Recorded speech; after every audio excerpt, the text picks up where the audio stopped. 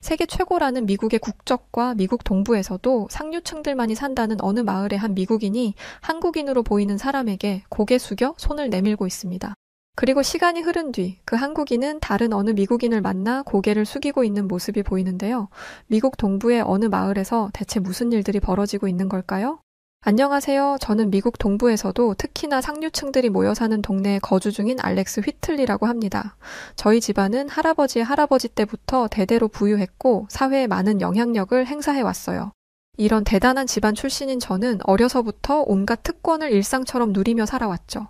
제 주변은 자연스럽게 저와 비슷한 상류층 집안에서 자란 친구들로 채워졌고 언젠가부터인가 저와 친구들은 우리가 남들보다 우월하다는 착각을 하게 되었습니다. 사실 저와 친구들이 이렇게 좋은 환경에 태어난 것은 순전히 운이 좋았던 것뿐이었는데 당시만 해도 저는 제가 가진 것들에 감사하기는커녕 제가 누리는 이 모든 것들이 너무나 당연하다는 잘못된 믿음을 가지고 있었죠. 당시에 저는 한국에서 왔던 한 친구를 만나게 되면서 그동안 얼마나 어리석은 삶을 살아왔었는가라는 생각을 하게 되었고 이 일들을 계기로 제 머릿속에 한국이라는 나라가 완전히 각인되어 버렸습니다. 그리고 제 가치관은 고등학교에 입학한 뒤 미식축구를 시작하며 점점 더 이상한 방향으로 엇나가기 시작했어요. 주기적으로 운동을 하다 보니 저는 남들에 비해 큰 키와 넓은 어깨라는 우월한 신체를 갖게 되었는데 그러던 어느 날 놀리기 딱 좋은 먹잇감이 눈에 들어오더군요. 그건 바로 저와 같은 학교에 다니고 있는 태국 출신의 아난이라는 남자애였죠.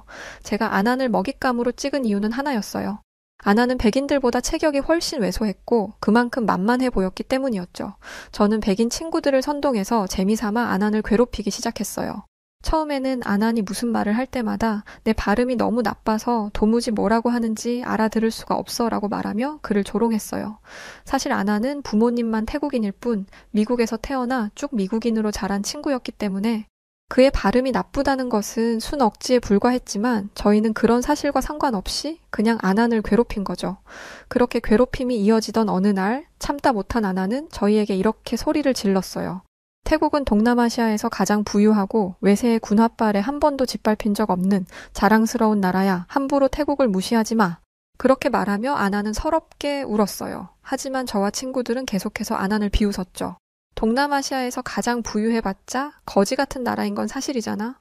난 태국이 어디에 붙어있는 나라인지도 모르는데? 저희는 조롱하며 큰 소리로 웃어댔고 아나는 고개를 푹 숙인 채 아무런 대꾸도 하지 못하고 눈물만 흘릴 뿐이었죠. 또 어느 날은 학생 식당에서 점심을 먹는데 어디선가 처음 맡아보는 음식 냄새가 나더군요. 돌아보니 역시나 아난이 태국 음식 똠양꿍을 점심으로 싸와서 먹고 있었고 저와 친구들은 안 그래도 심심하던 차에 잘 걸렸다고 생각하며 아난에게 몰래 다가갔어요. 그리고는 아난의 도시락을 엎어버렸죠. 음식이 쏟아지며 아난이 앉아있던 자리는 순식간에 엉망이 되어버렸고 이게 무슨 짓이냐며 소리치는 아난을 보며 저와 친구들은 미안함을 느끼기는커녕 배꼽을 잡고 웃어댔어요. 그러면서 이렇게 말했죠. 미안. 그거 내 점심이었어? 나는 하도 냄새가 고약하길래 쓰레기인 줄 알았지. 그렇게 저희는 일부러 보란듯이 코를 막으며 아난을 놀려댔고 결국 아난은 점심도 제대로 먹지 못하고 식당을 떠나야 했습니다. 이런 일들이 계속 반복되자 얼마 못 가 아난은 전학을 가게 되었죠. 지금 돌이켜 생각해보면 저와 친구들이 저지른 일들이 너무 끔찍하게 느껴지고 저의 지난 시간들이 죄스러울 뿐이지만 당시에 저는 그게 잘못이라는 자체를 알지 못했어요. 오히려 그때는 우리 백인이 덜 떨어진 아시아인을 괴롭히는 일쯤이야 별것 아닌 것으로 여겼죠. 게다가 저는 세계의 중심이자 가장 강력한 국가인 미국의 일원이었고 이렇게 특별한 국가에서 태어난 저는 선택받은 사람임이 분명하다는 생각도 당시에는 하고 있었어요. 그리고 미국보다 못 사는 나라들은 다 그들이 못나고 부족해서 그 수준에 머무르는 것이고 미국과 수준이 맞지 않는 나라들은 무시당해도 싸다고 생각했죠. 그들이 미국만큼 성공하지 못하고 후진국 지위에 머무르는 것은 미국인들만큼 노력하지 않았거나 아니면 능력이 없기 때문이었을 테니까요. 미국의 최상류층에서 자라온 제게는 이런 관점이 너무나 자연스러운 것이었고 저의 주변 친구들 역시 저와 비슷한 생각을 하고 있었기에 저는 제가 잘못된 가치관을 가지고 있다는 생각을 단 한 번도 하지 못했답니다. 하지만 미국이라는 세계 최고의 국가의 국민이고 그 안에서도 최상류층의 지위를 가지고 있던 저에게 앞으로 정말 단 한 번도 예측할 수 없었던 믿기 힘든 일들이 펼쳐지기 시작합니다. 평소와 다르지 않던 화창한 어느 날이었어요. 한국인 친구 이현수가 나타나며 제 인생에 거대한 변화가 찾아오기 시작했습니다. 현수에게는 저의 압도적인 체격도, 눈부신 금발도, 흰 피부도 아무런 힘을 쓰지 못했고, 저는 난생 처음으로 동양인에게 열등감이라는 감정을 느끼게 되었어요. 결국 그동안 학교에서 왕처럼 군림해왔던 제 생활은 그 뿌리부터 무너져 내리게 되었죠. 그럼 지금부터 현수가 어떻게 제 삶을 흔들어 놓았는지 그 사건의 시작을 말씀드릴게요. 그날은 평소와 다를 바 없이 시작된 하루였어요. 늘 그랬던 것처럼 저는 아침에 미식 축구 연습을 하고 교실로 들어갔죠. 그런데 어쩐지 교실이 조금 소란스러운 느낌이더군요. 그리고 잠시 후 제 운명을 바꾼 친구 이현수가 교실 문을 열고 들어왔습니다.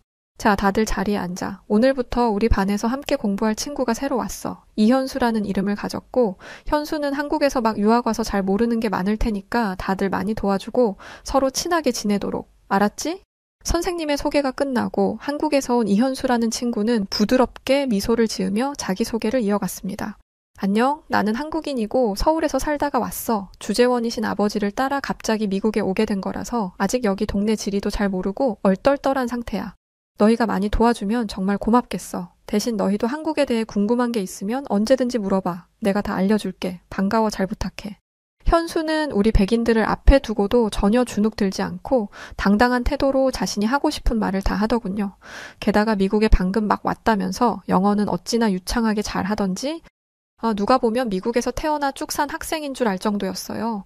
그리고 동양인 주제에 저희 백인보다 더 흰 피부를 가지고 있는 거 하며 묘하게 귀티나는 아우라까지 뿜어내는 현수를 보며 저는 왠지 모르게 기분이 나빠졌습니다. 무엇보다 제가 평소 관심을 가지고 있던 같은 반 여자친구 케이트가 호기심 어린 눈빛으로 현수를 바라보고 있었기에 저는 어떻게든 현수를 깎아내리고 싶어졌어요. 그래서 저는 현수를 보고 한껏 거만한 표정을 지으며 이렇게 물었죠. 서울에서 왔다고? 그게 어디에 붙어있는 도시인데? 난 생전 처음 들어보는데 이현수 너 어디 시골 구석에서 살다 왔나 보구나? 저는 제 말에 창피함을 느낀 현수가 얼굴이 빨개진 채 도망갈지도 모르겠다고 생각했어요. 그러면서 속으로는 첫날부터 전학생에게 너무 짓궂었나? 이런 생각도 했죠. 그런데 현수의 반응은 제 예상을 아득히 뛰어넘는 것이었습니다. 현수는 저를 보며 불쌍하고 안타깝다는 표정을 짓더니 이렇게 말하더군요. 너 대한민국의 수도 서울을 몰라? 세상에. 너희 집 많이 어려운가 보구나. 집에 컴퓨터와 TV가 있다면 서울을 절대 모를 리가 없을 텐데? 아니 넌 그럼 여태까지 넷플릭스 오징어 게임이나 오스카상 휩쓴 기생충처럼 재미있는 한국 작품들도 아직 못 봤겠네? 그리고 전 세계 다 휩쓸고 있는 BTS도 모를 거 아냐? 너무너무 안 됐다. 힘내. 현수의 말을 들은 저는 너무 황당해서 우리 집이 얼마나 부자인데 당연히 TV와 컴퓨터가 몇 대나 있고 유명한 한국 작품들도 다 보고 충분히 문화생활을 누리면서 살고 있다고 지금 감히 누구를 무시하는 거냐고 소리쳤어요. 그러자 현수는 이상하네. 그런데 왜 서울을 모르지? 라고 말하며 고개를 갸웃거리더니 다시 한번 저를 불쌍하게 바라보며 이렇게 말하더군요. 너 혹시 머리가 나빠? 기억력이 너무 안 좋아서 어떤 정보를 보고 들어도 얼마 못 가 잊어버리는 그런 타입인가? 그럼 너 공부도 되게 못하겠구나? 안 됐다 정말. 한국에서 왔던 이현수라는 친구는 얄밉게도 말을 정말 잘했었어요. 현수의 말에 같은 반 친구들이 키득거리며 저를 보고 웃기 시작했고 저는 이렇게 모욕적인 경험은 난생 처음이라 빠르게 대처하지 못하고 얼굴만 붉히고 있었죠. 그러자 케이트가 제게 다가오더니 저를 한심하게 바라보며 이렇게 말했습니다. 더 창피당하지 말고 이제라도 빨리 현수에게 사과해. 한국에 대해 일부러 모른 척하며 널 무시해서 미안하다고 말이야. 케이트의 일침에 반 친구들은 더 큰 소리로 웃으며 저를 부끄럽게 만들었고 모멸감과 수치심에 참을 수 없어진 저는 서둘러 교실 밖으로 뛰쳐나가 버렸죠. 그렇게 현수가 전학 온 첫날부터 제 자존감에는 금이 가기 시작했어요. 하지만 이것은 시작에 불과했죠. 시간이 흐를수록 현수는 특유의 친화력과 귀티나는 외모를 바탕으로 점점 더 많은 친구를 사귀어 나갔고 저는 현수에게 관심을 보이는 친구들을 보며 여태까지 느껴본 적 없는 감정들을 느껴야만 했어요. 그건 바로 질투와 불안함이었죠. 그리고 이런 감정들은 어느 순간부터 현수에 대한 적개심으로 바뀌기 시작했습니다. 저는 저보다 열등한 존재인 현수가 꼴사납게 까불고 다니는 꼴이 정말이지 보기 싫었는데 역시 하늘은 제 편이었던 것인지 얼마 지나지 않아 현수의 코를 납작하게 만들어줄 기회가 찾아왔어요. 그건 바로 교내 수학 경시대회였죠. 수학은 평소 제가 제일 자신 있어 하는 과목이었고 여태까지 수학 관련 대회에서 여러 번 수상한 경력도 있기에 저는 제가 현수보다 무조건 좋은 점수를 받을 것이라 확신했어요. 이현수, 너 같은 열등한 한국인은 나랑 감히 비교조차 되지 않아. 너와 나의 수준은 하늘과 땅만큼이나 다르다는 것을 곧 느끼게 해줄게. 저는 그렇게 생각하며 수학 경시대회 날만을 손꼽아 기다렸고 마침내 찾아온 대회 날, 저는 정말 최선을 다해 문제들을 풀었습니다.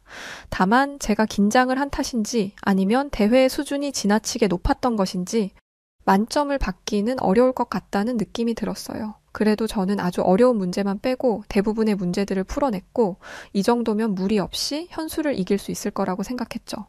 그렇게 즐겁게 저는 경시대회의 결과를 기다렸답니다. 저에 대한 열등감으로 일그러질 현수의 얼굴을 상상하면서 말이죠. 며칠 뒤 드디어 수학 경시대회 결과가 발표되는 날이 찾아왔어요. 선생님은 저희를 보며 환하게 웃으시더니 이번 경시대회 1등이 우리 반에서 나왔다고 하셨죠. 그 말을 들은 저는 경시대회 날 컨디션이 좋더라니 역시 내가 1등이구나 라고 생각하며 상장을 받으러 나갈 준비를 했답니다. 그런데 선생님의 입에서는 제 이름이 아닌 현수의 이름이 호명되었어요. 그 순간 저는 바위처럼 굳어버렸죠. 그러는 사이 현수는 친구들의 박수를 받고 있었어요. 그건 원래 제가 누려야 했을 영광이었는데 저는 정말이지 이 상황을 받아들일 수가 없었죠. 그때 케이트가 여자애들과 쑥덕거리는 소리가 들려오더군요. 한국인들은 세계에서 손꼽히게 IQ가 높다던데 현수도 그런가 봐. 지난번에 현수가 제출한 에세이 봤어? 아이디어도 독창적이고 퀄리티도 다른 애들이랑 비교 불가였잖아.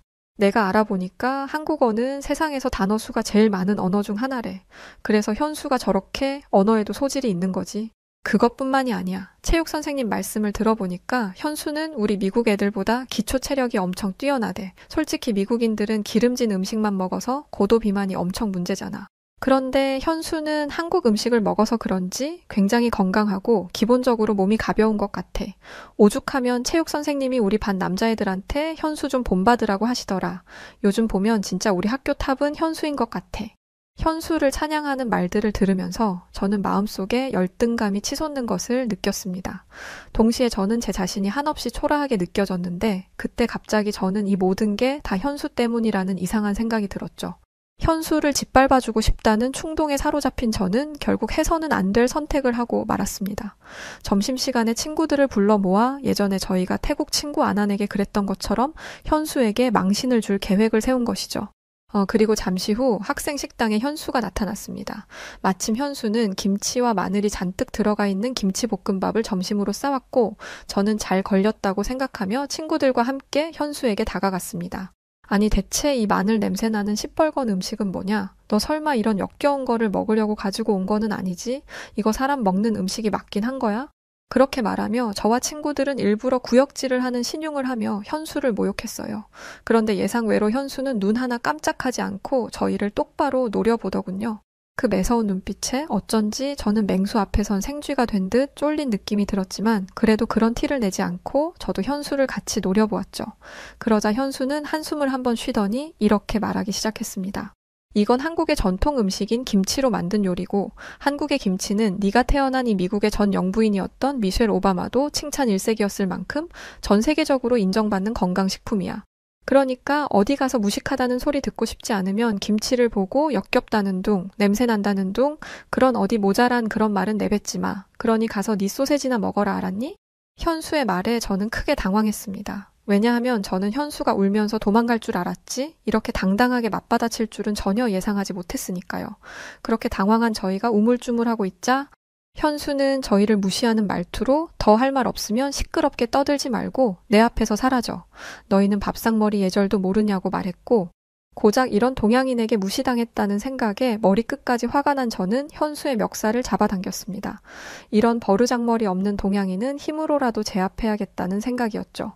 아무리 똑똑한 척하며 떠들어봤자 현수는 저보다 체격이 작은 동양인에 불과했고 저는 당연히 힘에서는 제가 우위라고 생각했거든요. 몇 대 쳐맞으면 깨갱거리는 강아지 마냥 엎드릴 거라 생각했습니다. 그런데 그 순간 생각지도 못한 일이 벌어지기 시작했습니다. 현수는 제 손을 가볍게 뿌리치더니 돌려차기로 저를 한 방에 녹다운 시켜버렸거든요.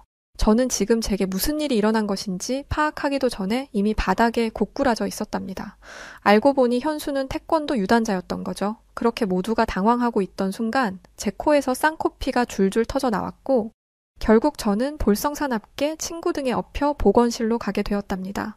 그렇게 양쪽 콧구멍에 솜을 끼워 넣은 채 침대에 누워 있는데 보건실 문이 열리더니 현수가 들어오더군요. 그 자식을 발견한 저는 바로 등을 돌려 누워버렸어요. 그러자 현수는 제 뒤로 다가와 잠시 망설이더니 사과하기 시작하더군요. 알렉스, 미안해. 아무리 화가 난다고 해도 친구를 때리면 안 되는 건데 많이 아팠지? 진심으로 사과할게. 그런데 저는 오히려 사과하는 현수를 보며 더 분노가 치밀었어요. 현수가 이러는 것은 꼭 자기가 저보다 우월한 인간이라는 것을 보여주고 싶어서 그러는 것 같았거든요. 물론 이건 저만의 착각에 불과했지만 당시 백인 우월주의로 똘똘 뭉쳐 있었던 저는 눈에 뵈는 것이 없었죠.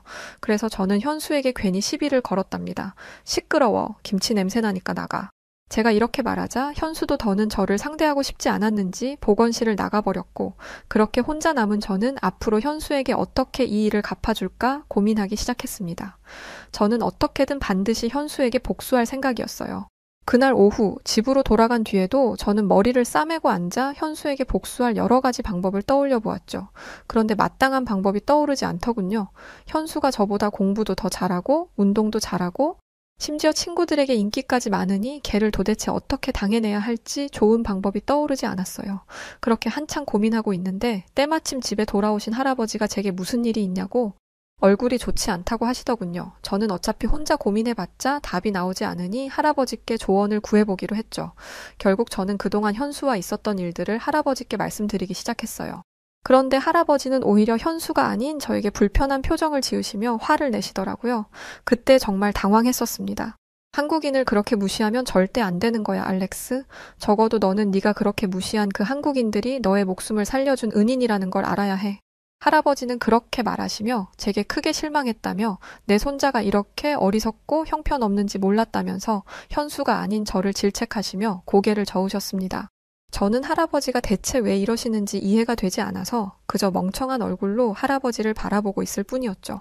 그러자 할아버지는 저를 한심한 놈이라고 부르시며 할아버지와 한국인 사이에 있었던 놀라운 일화를 말씀해 주시기 시작했습니다. 젊은 시절 할아버지는 베트남전에 참전했었는데 베트남전에 참전했던 그곳은 지금까지도 가끔 할아버지의 악몽에 등장할 정도로 생지옥 그 자체였다고 해요. 익숙하지 않은 더위와 외부와 단절된 정글 속에서 고립된 채 몇 날 며칠 동안 전투를 벌이며 할아버지는 생전 처음 겪어보는 공포를 마주했다고 하셨죠. 베트남 군인들은 꼭 정글 속에 사는 괴물들 같았단다. 그들은 나무 위에서 기습을 하거나 숨겨진 땅굴을 통해 튀어나오며 우리 미군을 혼란스럽게 만들기 일쑤였고 그들을 상대하는 동안 셀 수도 없이 많은 미군이 속수무책으로 죽어갔지. 심지어 베트남 군인들은 동물의 울음소리를 소름 끼치게 흉내내며 정글에 사는 짐승인 척하고 우리에게 접근하기도 했지. 정신을 차렸을 때는 이미 베트남 군이 우리의 코앞에 다가온 뒤였고 결국 우리 부대는 무방비 상태로 몰살을 당했단다. 할아버지는 베트남 군과 눈이 마주친 순간 정말이지 심장이 멎는 것 같았다며 당시를 회상하셨어요. 할아버지를 포함한 소수의 미군은 가까스로 그 끔찍한 전투에서는 살아남았지만 여전히 베트남군에 포위된 상태였고 언제 베트남군이 또 기습을 해올지 알 수 없는 상황 속에서 할아버지는 두려움에 질식할 것만 같았다고 하셨어요. 그만큼 베트남군은 압도적으로 강한 적이었고 전쟁이 길어질수록 할아버지를 포함한 미군들은 살아서 고국으로 돌아갈 수 있을 거라는 희망조차 버렸다고 했죠. 그런데 알렉스, 할아버지는 당시에 기적을 만났었단다. 그래, 기적이 일어난 거야. 그때 한국 군인들이 우리를 도우러 와줬던 거야. 그 한국군을 마주한 순간 난 정말이지 하늘에서 천사가 내려온 줄 알았었어. 할아버지는 당시를 회상하며 눈시울을 붉히셨어요. 할아버지의 얼굴에는 한국에 대한 감사와 존경이 가득 담겨 있다는 게 느껴질 정도였습니다. 한국군은 곧바로 신속하게 적군을 제압하기 시작했고 그렇게 한국이 베트남전에 합류한 지 단 며칠 만에 전쟁의 양상은 완전히 바뀌어버렸단다. 한국군은 우리들에게 있어 그야말로 희망의 빛이었어. 그러면서 할아버지는 지금 자신이 이렇게 살아있는 것은 모두 한국군의 용기와 희생 덕분이며 우리 집안 사람들은 언제까지고 한국에게 감사함을 잊어서는 안 된다고 강조하셨어요. 만약 한국이 없었다면 할아버지는 베트남전에서 전사하셨을 것이고 그렇다면 현재 우리 가족은 존재하지 못했을 테니까요. 할아버지의 말씀을 들은 저는 엄청난 충격으로 한동안 말을 잇지 못했습니다. 우리 가족에게 이런 사연이 있었다는 것도 놀라웠고 그런 줄도 모르고 한국인 현수에게 함부로 행동했던 것이 너무 죄스러워서 여러 가지 감정이 한꺼번에 몰려오며 너무 혼란스럽고 마음이 무거웠어요. 그런 저를 보며 할아버지는 당장 내일 학교에 가면 현수에게 진심으로 사과하고 가능하다면 그 친구를 우리 집에 초대해달라고 하셨어요. 못난 손주를 대신해 할아버지도 사과를 전하고 싶다고 하시면서요. 그날 밤 저는 잠을 쉽게 이루지 못했습니다. 마음속에서 자책과 죄책감이 뒤엉켜 제 머리를 복잡하게 만들었거든요. 결국 저는 한숨도 자지 못하고 뜬 눈으로 밤을 지새워야 했죠. 그렇게 다음날 아침이 찾아오고 저는 무거운 마음을 안고 학교로 향했습니다. 그리고 학교에 도착하자마자 즉시 현수를 찾았죠. 저를 본 현수는 뚱한 얼굴로 오늘은 또 무슨 시비를 걸려고 하냐고 하더군요. 그동안 제가 현수에게 해온 짓이라고는 조롱과 멸시뿐이었으니 어쩌면 현수의 이런 반응은 당연한 것이었습니다. 그래서 저는 두말하지 않고 현수의 앞에서 손을 내밀면서 사과했습니다. 그러자 현수는 두 눈을 크게 뜨며 깜짝 놀라서 저를 가만히 바라보더군요. 저는 그런 현수를 향해 진심을 담아 이렇게 말했습니다. 미안해 현수야. 그동안 내가 너에게 했던 말들, 잘못된 행동들 전부 다 사과할게. 너한테 열등감이 느껴지고 질투가 나서 그랬어. 늦었지만 이제야 그게 얼마나 못나고 못된 짓이었는지 깨달았어. 정말 진심으로 미안해. 현수는 제가 갑자기 왜 이러는지 영문을 몰라 했고 저는 어제 할아버지와 나눈 대화를 현수에게 솔직하게 다 들려주었어요. 평소에는 늘 당당하고 자신감 넘치던 저인데 그 순간만큼은 너무 죄책감이 느껴지고 부끄러워서 목소리가 다 떨리더라고요. 현수는 그런 저를 잠시 바라보더니 싱긋 웃으며 제 사과를 받아주겠다고 했습니다. 그러면서 이렇게 어른스러운 말을 덧붙이더군요. 사람은 누구나 실수를 하는 법이지만 진심으로 반성하고 사과할 줄 아는 사람은 드물어. 거기엔 큰 용기가 필요하니까. 그런 점에서 알렉스 너는 대단한 것 같아. 현수는 그렇게 말하며 어쩌면 우리는 앞으로 좋은 친구가 될 수 있을 것 같다고 했습니다. 저는 현수가 그렇게만 해준다면 그에게 정말 좋은 친구가 되겠다고 약속했죠. 그러자 현수는 저를 보며 다정하게 웃어주더군요. 그 미소에 용기를 얻은 저는 현수에게 언제 한번 우리 집에 와서 할아버지와 이야기를 나눠달라고 부탁했습니다. 현수는 흔쾌히 그러겠다고 했고 그로부터 며칠 뒤 주말 현수가 저희 집에 방문했습니다. 현수를 본 할아버지는 마치 오래전 베트남 전쟁터에서 목숨을 걸고 함께 싸웠던 전우를 만난 듯 반갑게 웃으시며 현수의 손을 꼭 잡으셨어요. 그러면서 못난 손주의 잘못을 너그럽게 용서해줘서 고맙다고 미안하다고 하셨죠. 그러자 현수는 알렉스는 정말 좋은 친구라며 오히려 할아버지께 고개 숙여 정중하게 인사하더군요. 그렇게 의젓한 현수를 보며 할아버지는 역시 한국인들의 인성은 반듯하고 훌륭해라며 감탄하셨죠. 사실 생각해보면 현수는 처음부터 이렇게 좋은 친구였는데 저는 왜 그렇게 현수를 미워하고 질투했는지 모르겠어요. 정말이지 생각하면 생각할수록 예전에 제가 어리석고 한심스럽게 느껴질 뿐이랍니다. 현수의 너그러운 마음과 할아버지의 꾸지람 덕분에 이제라도 정신을 차렸으니 그나마 다행이랄까요. 그날 이후 저는 현수와 더욱 가깝게 지냈고 서로를 존중하는 좋은 친구 사이가 되었답니다. 그런데 현수와 친하게 지낼수록 마음의 가시처럼 자꾸 걸리는 일이 있었는데 그건 바로 예전에 제가 태국 친구 아난을 괴롭혔던 일이었죠. 아무리 지금처럼 정신 차리기 전의 일이었다지만 그건 명백한 제 잘못이었고 저는 이제라도 제 잘못을 바로잡는 것이 맞다는 생각을 하게 되었어요. 아난에 대한 일을 들은 현수 역시 이제와 늦었으니 어쩔 수 없다고 생각하지 말고 반드시 아난에게 사과를 하라고 강력하게 말했죠. 며칠 뒤 결국 저는 아난의 SNS를 통해 진심으로 사과하는 메시지를 보냈고 만약 허락해준다면 만나서 직접 사과하고 싶다고 했어요. 그동안 제가 얼마나 잘못된 길을 걷고 있었는지 내 모자란 언행 때문에 아난 네가 얼마나 상처받았을지를 생각하면 너무 미안하고 입이 10개라도 할 말이 없다는 말도 덧붙였죠. 처음에 아난은 제 메시지에 답을 해주지 않았어요. 하지만 저는 몇 번이고 진심을 담아 아난에게 사과를 했고 제가 답이 없던 사과의 메시지를 반복해서 계속 보내자 얼마 후 고맙게도 아난은 제게 짧은 답장을 해주었어요. 아직은 너를 완전히 용서하기는 어렵지만 그래도 네가 반성하고 있다는 말은 진심이라고 믿어. 우리 나중에 조금 더 시간이 지난 뒤에 보자. 아난의 답장을 보는 순간 저는 지난날에 대한 후회로 뜨거운 눈물을 흘렸습니다. 현수는 제 옆에서 이게 끝이 아니야 라고 말하며 앞으로도 아난과의 관계를 회복하기 위해 계속 노력해야 한다고 말해주었어요. 저는 제가 이렇게 못난 사람임에도 불구하고 저를 바른 길로 이끌어주는 좋은 친구를 가지고 있다는 생각에 참 감사하다는 생각이 들었죠. 그러면서 예전에 한국군은 베트남에서 할아버지의 목숨을 구해주었고 지금 한국인 현수는 저의 인생을 구해주었다는 생각도 들었어요. 만약 제가 현수를 만나지 못했다면 지금 저는 어떻게 살고 있을까요? 아마 사람을 외모와 국적으로 판단하며 잘못된 편견에 사로잡힌 채 여전히 엉망으로 살고 있겠죠? 하지만 다행히도 저는 현수라는 훌륭한 한국 친구를 만나게 되었고 제 삶을 변화시킬 수 있었습니다. 이제는 과거에 불량 학생으로 지냈던 알렉스는 더는 없어요. 요즘 저는 현수를 본받아 성실하게 공부하고 건강한 음식을 먹으며 한 단계 더 나은 인간이 되려 노력하고 있거든요. 현수의 옆에서 현수를 닮아가다 보면 언젠가 분명 저는 완전히 달라져 있을 거라고 믿어요.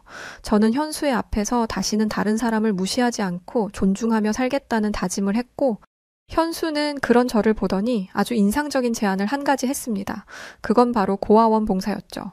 주말마다 고아원에 가서 그곳에 있는 다국적 어린이들을 돌보며 저는 말로만 하는 다짐이 아닌 행동으로 실천하는 성장이 무엇인지를 배우고 있답니다. 물론 이건 모두 현수 덕분에 가능한 일이었죠. 마지막으로 제 고마운 친구 현수에게 이 자리를 빌려서 인사를 전하고 싶어요. 현수야, 얼마 전에 우연히 이런 채널이 있다는 것을 알게 되어서 너한테 내 마음을 전하고 싶어서 이렇게 글을 남겨. 너와 친구가 되고 함께 많은 시간을 보내면서 나는 정말 많은 것을 배웠어. 너같이 좋은 친구를 만난 게 얼마나 좋고 감사한지 몰라. 앞으로 너에게 배운 대로 좋은 사람, 좋은 친구가 되도록 할게. 우리 우정 영원히 변치 말자. 친구야. 끝으로 저에게 현수라는 좋은 친구를 알게 해준 한국과 한국 여러분들께도 감사의 인사를 전하며 저의 이야기는 여기서 마치도록 하겠습니다. 여러분, 오늘 하루 행복하게 보내세요. 네, 오늘 사연 여기까지입니다. 와, 너무 재밌게 들었어요. 현수라는 친구가 아주 똑부러지게 말을 잘하네요. 알렉스 씨도 좋은 한국인 친구와 더 나은 삶을 사신다니까 좋네요. 둘의 우정을 응원합니다. 자, 오늘 사연 어떻게 들으셨나요? 저는 재밌었는데 혹시 즐거우셨다면 구독과 좋아요 부탁드리고요. 그럼 지금까지 사연을 들려드렸던 여우튜브 송은지였습니다. 더 좋은 사연으로 찾아뵐게요. 영상 끝까지 시청해주셔서 고맙습니다. 그리고 우리 구독자 여러분들 언제나 감사합니다. 항상 사랑합니다. 당신만의